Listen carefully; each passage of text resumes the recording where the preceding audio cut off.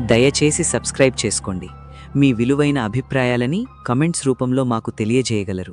Thank you. ఆ ఊరిలో ఒకప్పుడు అందరూ ఈర్ష్యపడే ప్రేమ జంట ఉండేది. అభి మరియు మాధవి. ఇద్దరూ చిన్నప్పటి స్నేహితులు. కాలేజీకి వెళ్లేలోపే ప్రేమలో పడ్డారు. అభి మాధవిని నిజంగా ప్రేమించేవాడు. కాని అతని మనసు బలహీనమైనది. నగరానికి చదువు కోసం వెళ్లిన తరువాత కొత్త ప్రపంచం అతన్ని మార్చేసింది. అక్కడ అతనికి మరో అమ్మాయి నిఖిత పరిచయమైంది. మొదట స్నేహం, తరువాత ఆకర్షణ.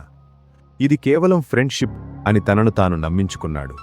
కాని మాధవి మాత్రం అతని కాల్స్ తగ్గిపోవడం, మెసేజులు తగ్గిపోవడం అన్నీ గమనించింది. ఒకరోజు మాధవి నగరానికి వచ్చి అతన్ని సర్ప్రైజ్ చేయాలని అనుకుంది. కాని ఆమె చూసింది మాత్రం ఆమె గుండెను పగలగొట్టింది. అభి నిఖిత చేతులు పట్టుకుని నవ్వుతూ ఉండడం. ఆ క్షణంలో ఆమె లోపల ఏదో విరిగిపోయింది. అభిని ప్రశ్నించింది. అతను తప్పించుకునే మాటలు మాట్లాడాడు. నువ్వే ఎక్కువగా ఊహించుకుంటున్నావు అన్నాడు. ఆ రాత్రి వర్షం కురుస్తోంది. కన్నీళ్లు, వర్షం కలిసిపోయాయి. మాధవి రోడ్డుపై పరిగెత్తుకుంటూ వెళ్ళింది. రోడ్డు దాటుతుండగా లారీ వచ్చి ఆమెను ఢీకొట్టింది. ఆమె అక్కడికక్కడే చనిపోయింది. అభి అంత్యక్రియలకు వచ్చాడు. ఏడ్చాడు. నేను కారణం కాదు అని తనను తాను నమ్మించుకున్నాడు. కొద్ది నెలల తర్వాత నిఖితతో రిలేషన్లోకి వచ్చాడు. జీవితం మామూలుగా కొనసాగుతున్నట్టే అనిపించింది. కాని మొదటి వింత ఆ రోజు రాత్రి జరిగింది. మాధవి ఫోటో ఉన్న ఫ్రేమ్ ఒక్కసారిగా గోడనుంచి పడిపోయి పగిలిపోయింది. ఆ రోజునుంచి అభి చుట్టూ వింతలు మొదలయ్యాయి. అతను ఒంటరిగా ఉన్నప్పుడు వెనకనుంచి మాధవి గొంతు వినిపించేది. నన్ను మరిచిపోయావా అని. రాత్రిళ్ళు అద్దంలో తన ప్రతిబింబం వెనక ఒక నల్లటి నీడ కనిపించేది. మొదట భ్రమ అనుకున్నాడు. కాని నిఖిత కూడా గమనించింది. నీ ఇంట్లో ఎవరో ఉన్నట్టు అనిపిస్తోంది అంది. ఒక రాత్రి నిఖిత అతని ఫ్లాట్లో ఒంటరిగా ఉంది. అభి బయటకు వెళ్ళాడు.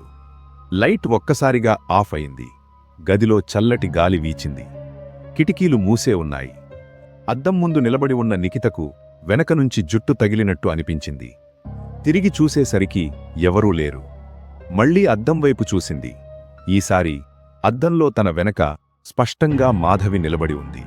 తెల్లటి దుస్తులు, కళ్లలో బాధ, పెదవిలపై వింత నవ్వు. అతడు నావాడే అని అద్దంలో ఉన్న ఆ రూపం నెమ్మదిగా చెప్పింది. నిఖిత భయంతో గట్టిగా కేకవేసింది. గది తలుపు దానంతటా అదే మూసుకుపోయింది. లైట్లు మళ్లీ వెలిగాయి. కాని ఇప్పుడు గోడలపై రక్తం మరకలు కనిపించాయి. నేలపై నీరు కారుతున్నట్టు చల్లటి దారాలు. ఒక్కసారిగా నిఖిత గొంతు బిగుసుకుపోయింది. ఏవో కనిపించని చేతులు ఆమె మెడని గట్టిగా ఊపిరాడకుండా పిసితాయి. ఆమె గాలిలోకి మెడపట్టుకుని ఎత్తబడ్డాయి. కళ్ళు పెద్దవయ్యాయి. అద్దం ముందు వేలాడుతూ చివరి శ్వాస తీసుకునేలోపే ఆమె చూపు అద్దం వైపు వెళ్ళింది. అక్కడ మాధవి నవ్వుతోంది. అభి ఇంటికి చేరేసరికి తలుపు తెరిచి ఉంది. లోపలికి వెళ్ళాడు. నిఖిత నేలపై పడిపోయి ఉంది. ప్రాణాలు లేవు. ఆమె కళ్ళు అద్దం వైపు చూస్తున్నాయి. అద్దంలో మాత్రం మాధవి ప్రతిబింబం కనిపించింది. అతన్ని నవ్వుతూ చూస్తూనే ఉంది. ఆ రాత్రి మొదటిసారి అభి నిజంగా భయపడ్డాడు. మాధవి, క్షమించు అని ఏడ్చాడు. కాని సమాధానం ఒక్కటే, భయంకరంగా నవ్వుతూ అభివైపు చూస్తూనే ఉంది. రోజులు గడిచాయి. అభి మానసికంగా కుంగిపోయాడు. ఎక్కడ చూసినా మాధవి, గోడలపై నీడ, నీటిలో ప్రతిబింబం. చివరికి ఒక రాత్రి అతను ఆత్మహత్య చేసుకోవాలని నిర్ణయించుకున్నాడు. నేను కూడా చస్తే నువ్వు శాంతిస్తావా అని గట్టిగా అరిచాడు. ఆ క్షణంలో గది చల్లబడింది. మాధవి స్పష్టంగా అతని ముందు కనిపించింది. ఇప్పుడు ఆమె కళ్లలో కోపం లేదు, వింత ప్రేమ మాత్రమే ఉంది. అవును, నువ్వు నాతో రావాలి, నువ్వు కూడా చావాలి అంది. అభి బాల్కనీ అంచుమీద నిలబడ్డాడు. కింద చీకటి. వెనకనుంచి చల్లటి చేతులు అతని భుజాలను తాకాయి. ఒక క్షణం అతను వెనక్కి తిరిగి చూశాడు. మాధవి చిరునవ్వుతో వెనకాలే నిలబడి ఉంది. తరువాత క్షణంలో అతను కింద పడిపోయాడు. మరునాడు రోడ్డు మీద అభి శవం దొరికింది. కాని ఆ ఫ్లాట్లో అద్దం మాత్రం పగలలేదు. అప్పటినుంచి ఆ ఫ్లాట్లో కొత్తగా వచ్చిన వాళ్లు చెబుతారు, రాత్రిళ్ళు అద్దంలో ఒక జంట కనిపిస్తుందని. ఒక అమ్మాయి, ఒక అబ్బాయి. అమ్మాయి చిరునవ్వుతో అతని చెయ్యి పట్టుకొని ఉంటుందని. ఎందుకంటే ఆమె ప్రతీకారం పూర్తయింది.